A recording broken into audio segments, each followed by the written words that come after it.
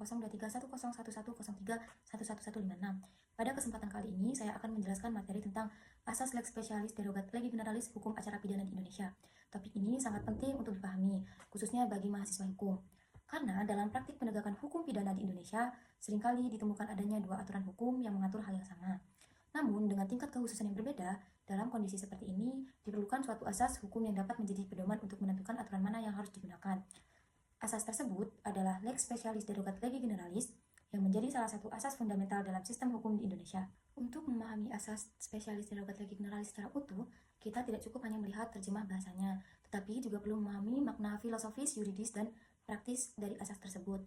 Secara etimologis, istilah Lex Specialis Derogat Legi Generalis berasal dari bahasa Latin yang terdiri dari beberapa kata, yaitu lex yang berarti hukum, spesialis yang berarti khusus, derogat yang berarti mengesampingkan atau mengalahkan, dan legi generalis yang berarti hukum yang bersifat umum. Dengan demikian, secara harfiah, asas ini berarti bahwa hukum yang bersifat khusus mengesampingkan hukum yang bersifat umum. Namun, dalam konteks ilmu hukum, pengertian asas ini jauh lebih luas. Asas lex specialis merupakan suatu prinsip yang digunakan untuk menyelesaikan konflik norma hukum, khususnya ketika terdapat dua lebih aturan yang mengatur hal yang sama. Tetapi, dengan tingkat kekhususan yang berbeda, dalam kondisi seperti ini, hukum tidak dapat diterapkan secara bersamaan karena dapat menimbulkan ketidakpastian hukum. Sehingga, diperlukan suatu mekanisme untuk menentukan norma mana yang harus diprioritaskan. Dalam hal ini, asas lex specialis memberikan solusi dengan menetapkan bahwa aturan yang memiliki sifat lebih khusus harus didahulukan dibandingkan aturan yang bersifat umum. Hal ini didasarkan pada pertimbangan bahwa aturan khusus dibuat untuk mengatur kondisi yang lebih spesifik dan rinci, sehingga lebih tepat digunakan dalam kasus tertentu. Menurut Andi Hamzah, asas lex specialis derogat legi generalis merupakan prinsip yang sangat penting dalam hukum pidana, karena sistem hukum pidana seringkali terdiri dari berbagai peraturan yang saling beririsan.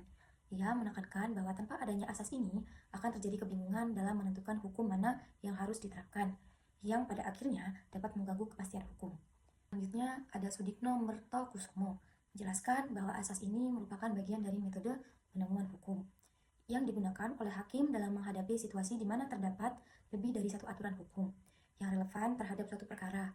Dalam pandangannya, asas lex specialis membantu hakim untuk memilih norma yang paling sesuai dengan fakta dan konteks kasus yang dihadapi. Itu, dalam perspektif teori hukum modern, asas ini juga berkaitan erat dengan teori konflik norma. Sajipto Raharjo menyatakan bahwa konflik norma merupakan hal yang tidak dapat dihindari dalam sistem hukum yang kompleks, terutama dalam negara modern yang memiliki banyak peraturan perundang-undangan. Oleh karena itu, diperlukan asas-asas hukum seperti lex specialis untuk menyelesaikan konflik tersebut secara rasional dan sistematis. Lebih lanjut, asas lex specialis juga memiliki hubungan dengan prinsip spesialis dalam pembentukan peraturan perundang-undangan. Dalam praktiknya, pembentukan perundang-undangan seringkali membuat aturan khusus untuk mengatur bidang tertentu yang dianggap memerlukan pengaturan yang lebih rinci berbeda dari aturan umum. Hal ini dilakukan karena aturan umum tidak selalu mampu mengakomodasi seluruh kebutuhan hukum yang berkembang di masyarakat. Sebagai contoh, dalam hukum acara pidana di Indonesia, KUHP dibuat sebagai aturan umum yang berlaku untuk seluruh tindak pidana. Namun, karena adanya perkembangan kejahatan yang semakin kompleks, seperti korupsi, narkotika, dan terorisme, maka dibentuklah undang-undang khusus yang mengatur produser yang berbeda dan lebih spesifik. Dalam konteks inilah, asas lex specialis berperan untuk memastikan bahwa aturan khusus tersebut dapat diterapkan secara efektif. Selain itu, asas ini juga berkaitan dengan tujuan hukum itu sendiri, yaitu untuk menciptakan keadilan, kepastian, dan kemanfaatan. Dengan mendahulukan aturan yang lebih khusus, hukum dapat diterapkan secara lebih tepat sasaran, sehingga mampu memberikan keadilan yang lebih substansi.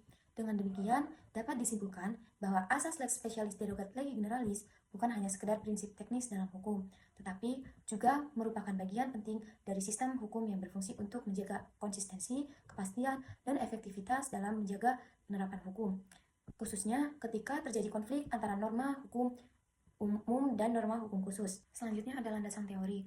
Dalam memahami asas lex specialis derogat legi generalis, diperlukan landasan teori yang kuat agar tidak hanya memahami asas ini secara definisi, tetapi juga secara sistematik dalam kerangka ilmu hukum. Asas ini pada dasarnya merupakan bagian dari teori besar dalam ilmu hukum yang berkaitan dengan sistem norma, konflik norma, serta metode penemuan hukum. Pertama, dalam perspektif teori sistem hukum, hukum dipandang sebagai suatu sistem yang terdiri berbagai norma yang saling berkaitan dan membentuk suatu kesatuan yang utuh. Dalam sistem tersebut, setiap norma memiliki fungsi dan ruang lingkup pengaturannya masing-masing. Namun pada praktiknya, tidak jarang terjadi adanya tumpang tindih atau konflik antara norma yang satu dengan norma yang lain. Dalam kondisi seperti ini, diperlukan prinsip-prinsip tertentu untuk menjaga agar sistem hukum tetap berjalan secara konsisten.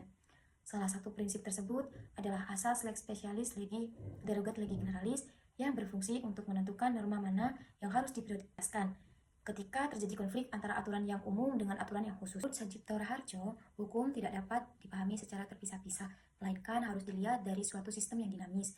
Ia menekankan bahwa konflik norma merupakan hal yang tidak dapat dihindari dalam sistem hukum modern, sehingga diperlukan asas-asas hukum untuk menyelesaikannya secara rasional. Kedua, asas lex specialis juga berkaitan erat dengan konflik norma. Dalam teori ini, dijelaskan bahwa konflik norma terjadi ketika dua aturan hukum atau lebih mengatur hal yang sama, tetapi memberikan ketentuan yang berbeda. Dalam menghadapi konflik tersebut, dikenal berbagai asas penyelesaian, yaitu lex superior derogat legi inferiori. Yang kedua ada lex posterior derogat legi priori. Dan yang ketiga ada lex specialis derogat legi generalis. Dari kata ketiga asas tersebut, lex specialis memiliki peran penting ketika konflik terjadi pada aturan yang berada pada tingkat yang sama, tetapi berbeda dalam ruang lingkup pengaturannya. Menurut Sudikno Mertokusumo, dalam proses penemuan hukum, hakim harus mampu memilih norma yang paling tepat untuk diterapkan. Dalam hal ini, asas lex specialis menjadi salah satu alat yang digunakan untuk menentukan norma yang lebih dan dengan kasus yang dihadapi. Ketiga, dalam konteks pembentukan peraturan perundang-undangan, asas lex specialis juga memiliki dasar yang kuat. Dalam praktik legislasi, pembentukan perundang-undangan seringkali membuat aturan khusus untuk mengatur bidang tertentu yang dianggap membutuhkan pengaturan yang lebih rinci dan spesifik. Hal ini dilakukan karena aturan umum tidak selalu mampu mengakomodasi seluruh kebutuhan hukum yang berkembang di masyarakat. Sebagai contoh, dalam hukum acara pidana, KUHP dibuat sebagai aturan umum. Namun karena perkembangan kejahatan yang semakin kompleks seperti korupsi, narkoba, terorisme, maka dibentuklah undang-undang khusus yang mengatur prosedur yang berbeda. Menurut Maria Farida Indrati, dalam ilmu perundang-undangan, pembentukan aturan khusus merupakan bagian dari teknik legislasi untuk menciptakan hukum yang lebih efektif dan responsif terhadap kebutuhan masyarakat. Asas lex specialis juga berkaitan dengan tujuan hukum, yaitu untuk mencapai keadilan, kepastian, dan kemanfaatan. Dengan mendahulukan aturan yang bersifat khusus, hukum dapat diterapkan secara lebih tepat sasaran, karena aturan tersebut memang dirancang untuk mengatur situasi tertentu secara lebih rinci. Menurut Gustav Fleckbruch, hukum harus mampu menyeimbangkan antara kepastian hukum, keadilan, dan kemanfaatan. Dalam konteks ini, asas lex specialis berperan dalam memperkuat kepastian hukum sekaligus meningkatkan keadilan substantif karena memungkinkan penerapan hukum yang lebih sesuai dengan karakteristik kasus. Kelima, asas ini juga berkaitan dengan metode interpretasi hukum, khususnya interpretasi sistematis. Dalam interpretasi ini, suatu norma tidak dipahami secara terpisah, tetapi harus dilihat dalam kaitannya dengan norma lain dalam suatu sistem hukum. Dengan demikian, ketika terdapat aturan umum dan aturan khusus, maka interpretasi sistematis akan mengarahkan pada penggunaan aturan yang lebih khusus sebagai bentuk penerapan asas lex specialis. Menurut Andi Hamzah, dalam praktik hukum pidana, asas ini sangat penting untuk menjaga konsistensi dalam penerapan hukum, terutama ketika terdapat berbagai undang-undang yang mengatur tindak pidana tertentu dengan prosedur yang berbeda. Dengan demikian, dapat disimpulkan bahwa landasan teoritis asas lex specialis derogat legi generalis mencakup berbagai aspek dalam ilmu hukum, mulai dari teori sistem hukum, teori konflik norma, teori pembentukan peraturan perundang-undangan, hingga tujuan dan metode interpretasi hukum. Semua ini menunjukkan bahwa asas lex specialis bukanlah sekedar prinsip sederhana, melainkan merupakan bagian integral dari sistem hukum yang berfungsi untuk menjaga konsistensi, kepastian, dan efektivitas dalam penerapan hukum. Untuk kasus nyatanya, untuk memahami bagaimana asas lex specialis derogat legi generalis diterapkan dalam praktik, penting untuk melihat contoh kasus nyata yang terjadi di Indonesia. Salah satu kasus yang sangat relevan adalah perkara korupsi proyek kartu tanda penduduk elektronik atau IKTP yang melibatkan Setia Novanto yang pada saat itu menjabat sebagai Ketua DPR RI. Kasus ini merupakan salah satu kasus korupsi terbesar di Indonesia yang menyita perhatian publik karena melibatkan banyak pejabat tinggi negara dan kerugian negara yang sangat besar. Dalam proses penanganannya, perkara ini ditangani oleh Komisi Pemberantasan Korupsi yang merupakan lembaga independen dengan kewenangan khusus dalam pemberantasan tindak pidana korupsi. Dalam proses penyidikan, KPK menggunakan berbagai kewenangan khusus yang tidak diatur secara rinci dalam KUHP. Sebagaimana hukum acara pidana umum, salah satu kewenangan tersebut adalah melakukan penyadapan terhadap pihak-pihak yang diduga terlibat dalam tindak pidana korupsi. Selain itu, KPK juga menggunakan alat bukti elektronik sebagai bagian dari proses pembuktian di pengadilan. Jika kita mengacu pada KUHP, Ketentuan mengenai penyadapan dan penggunaan alat bukti elektronik tidak diatur secara detail seperti dalam undang-undang khusus, namun dalam undang-undang tindak pidana korupsi, kewenangan tersebut diatur secara lebih spesifik dan memberikan ruang bagi KPK untuk melakukan tindakan tersebut secara sah. Terlihat secara jelas penerapan asas lex specialis derogat lege generalis, meskipun KUHP sebagai hukum umum tidak mengatur secara rinci mengenai penyadapan, namun karena terdapat undang-undang khusus yang mengatur hal tersebut, maka ketentuan dalam undang-undang khusus tersebutlah yang digunakan. Kata lain, dalam kasus ini, KUHP berperan sebagai lex generalis, undang-undang tindak pidana korupsi berperan sebagai lex specialis, sehingga aturan yang digunakan adalah aturan yang bersifat khusus. Selain kasus korupsi, penerapan asas ini juga dapat dilihat dalam penanganan tindak pidana narkotika. Dalam berbagai operasi penegakan hukum, aparat kepolisian sering menggunakan teknik penyidikan seperti undercover, buy, atau pembelian terselubung secara controlled delivery atau pengiriman. Teknik ini digunakan untuk mengungkap jaringan peredaran narkotika yang bersifat terorganisir dan sulit dibuktikan dengan metode biasa. Namun, teknik tersebut tidak diatur dalam KUHP, melainkan diatur dalam Undang-Undang Narkotika yang memberikan kewenangan khusus kepada aparat penegak hukum. Sebagai contoh, dalam pengungkapan jaringan narkotika internasional, aparat melakukan penyamaran sebagai pembeli untuk mendapatkan bukti transaksi secara langsung. Tindakan ini secara hukum dapat dibenarkan karena memiliki dasar dan undang-undang khusus. Meskipun tidak diatur dalam hukum acara pidana umum, hal ini kembali menunjukkan bahwa dalam praktiknya, hukum khusus benar-benar mengesampingkan hukum umum ketika mengatur hal yang sama. Dari kedua contoh tersebut, dapat disimpulkan bahwa asas lex specialis derogat lege generalis tidak hanya merupakan konsep teoritis, tetapi benar-benar diterapkan dalam praktik penegakan hukum di Indonesia. Asas ini memungkinkan penegakan hukum dilakukan secara lebih efektif, terutama dalam menangani kejahatan-kejahatan khusus yang memiliki karakteristik kompleks dan memerlukan pendekatan yang berbeda dari hukum umum. Namun demikian, penerapan asas ini juga harus dilakukan dengan hati-hati agar tidak melanggar prinsip-prinsip hukum lainnya, seperti pelindungan hak asasi manusia dan asas keadilan. Berdasarkan pemaparan mengenai konsep, landasan teoritis, serta contoh kasus nyata sebelumnya, dapat dianalisis bahwa penerapan asas lex specialis derogat lege generalis memiliki peran yang sangat signifikan dalam sistem hukum acara pidana di Indonesia, khususnya dalam menjawab kebutuhan praktik penegakan hukum kepastian hukum. Asas ini memberikan pedoman yang jelas bagi aparat penegak hukum dalam menentukan norma yang harus diterapkan ketika terjadi konflik antara aturan hukum umum dan aturan hukum khusus. Tanpa adanya asas ini, maka penegak hukum seperti penyidik, jaksa, maupun hakim akan menghadapi kebingungan dalam memilih dasar hukum yang tepat, yang pada akhirnya dapat menimbulkan disensi dalam putusan dan berpotensi merugikan pencari keadilan. Sebagaimana dijelaskan oleh Sudikno Mertokusumo, kepastian hukum merupakan salah satu tujuan utama hukum yang harus dijaga melalui penerapan asas-asas hukum yang tepat. Dalam hal ini, asas lex specialis berfungsi sebagai instrumen untuk menjaga kepastian tersebut dengan cara mengutamakan norma hukum yang lebih spesifik. Dari perspektif efektivitas penegakan hukum, asas ini memungkinkan aparat penegak hukum untuk menggunakan instrumen hukum yang lebih sesuai dengan karakteristik kejahatan yang dihadapi. Sebagaimana diketahui, kejahatan modern seperti korupsi, narkotika, dan terorisme memiliki tingkat kompleksitas yang tinggi, baik dari segi modus operandi maupun jaringan pelakunya. Dalam kasus korupsi yang melibatkan Setia Novanto, misalnya menggunakan kewenangan khusus oleh Komisi Pemberantasan Korupsi, seperti penyadapan dan penggunaan alat bukti elektronik menjadi kunci dalam mengungkap perkara. Jika hanya mengandalkan KUHP sebagaimana hukum umum, maka penanganan kasus tersebut memungkinkan besar tidak akan berjalan secara efektif.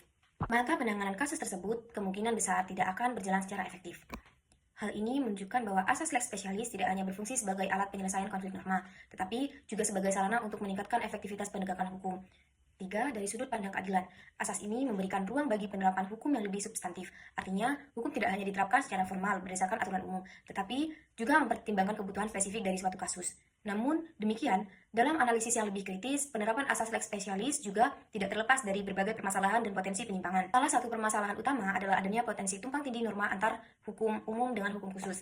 Dalam beberapa kasus, tidak selalu mudah untuk menentukan apakah suatu undang-undang benar-benar bersifat khusus atau tidak. Hal ini dapat menimbulkan perbedaan interpretasi di antara aparat penegak hukum. Menurut Sajito Raharjo, hukum bukanlah suatu yang bersifat kaku, melainkan dinamis dan dipengaruhi oleh interpretasi manusia. Oleh karena itu, potensi perbedaan penafsiran merupakan hal yang tidak dapat dihindari dalam praktik hukum. Selain itu, terdapat juga risiko penyalahgunaan kewenangan. Hal ini disebabkan karena undang-undang khusus seringkali memberikan kewenangan yang lebih luas kepada aparat penegak hukum, seperti kewenangan penyadapan, penahanan yang lebih lama, atau penggunaan teknik penyidikan tertentu.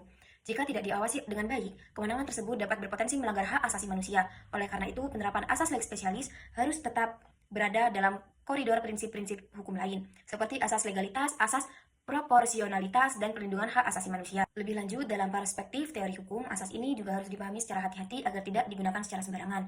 Tidak semua aturan yang berbeda dapat langsung dianggap sebagai lex specialis. Suatu aturan hanya dapat dikategorikan sebagai hukum khusus apabila yang pertama, mengatur bidang tertentu secara spesifik. Yang kedua, memiliki ruang lingkup yang lebih sempit dibanding aturan umum. Dan yang ketiga, secara eksplisit atau implisit dimaksudkan untuk menyimpangi aturan umum. Dalam hal ini, menurut Maria Farida Indrati, pembentukan undang-undang khusus harus dilakukan dengan teknik legislasi yang tepat agar tidak menimbulkan konflik norma yang berlebihan. Sebagai bentuk analisis pribadi saya, berpendapat bahwa asas lex specialis derogat legi generalis merupakan asas yang sangat penting dan relevan dalam sistem hukum modern, khususnya menghadapi perkembangan kejahatan yang semakin kompleks. Namun, penerapannya harus dilakukan secara efektif dan proporsional. Artinya, tidak semua perbedaan aturan harus langsung diselesaikan dengan asas lex specialis, tetapi harus dianalisis terlebih dahulu dalam konteks tujuan dan ruang lingkup dari masing-masing aturan tersebut. Dengan demikian, asas ini tidak hanya menjadi alat teknis dalam hukum, tetapi juga menjadi bagian dari upaya untuk mewujudkan sistem hukum yang adil, pasti, dan bermanfaat. Sebagai kesimpulan, asas lex specialis derogat legi generalis merupakan prinsip fundamental dalam hukum acara pidana di Indonesia yang menegaskan bahwa aturan khusus mengesampingkan aturan umum. Asas ini sangat penting dalam praktik penegakan hukum karena memberi kepastian hukum, meningkatkan efektivitas penegakan hukum, serta memungkinkan hukum untuk menyesuaikan diri dengan perkembangan kejahatan modern. Namun penerapannya harus dilakukan secara bijaksana agar tidak menimbulkan konflik norma maupun penyalahgunaan kewenangan. Demikian yang dapat saya sampaikan. Wassalamualaikum warahmatullahi wabarakatuh.